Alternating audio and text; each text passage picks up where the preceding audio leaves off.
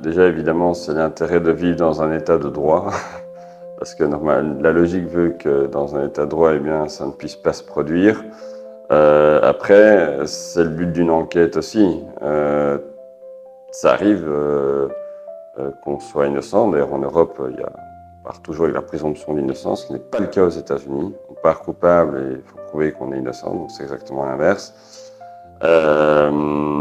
Mais ça, c'est difficile. Si l'enquête est faite de manière objective, eh bien, ça peut arriver qu'on ait accès aux données de quelqu'un qui, effectivement, qui n'a rien fait. Maintenant, il faudrait trouver un système pour que ces données soient immédiatement liquidées et qu'il ne soit plus possible de les partager avec X, Y, Z entités, quoi.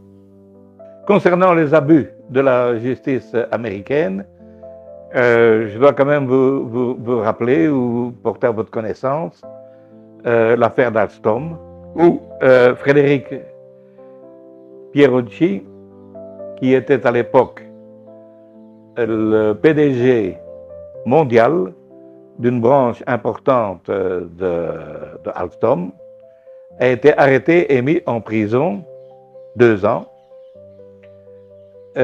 justement parce que les Américains voulaient forcer Alstom à vendre leur division énergie à General Electric. Donc, vous voyez par là que les États-Unis ne reculent devant rien et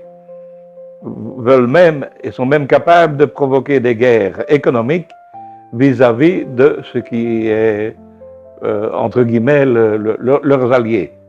En tant que citoyen, vis-à-vis de cette loi américaine, ce qui m'inquiète beaucoup, c'est qu'on est constamment espionné par les autorités américaines, par le biais de Google, de Facebook et autres. Et ça, c'est vraiment une violation flagrante de notre vie privée. C'est d'ailleurs contraire aussi bien à la Constitution européenne qu'à la Constitution américaine.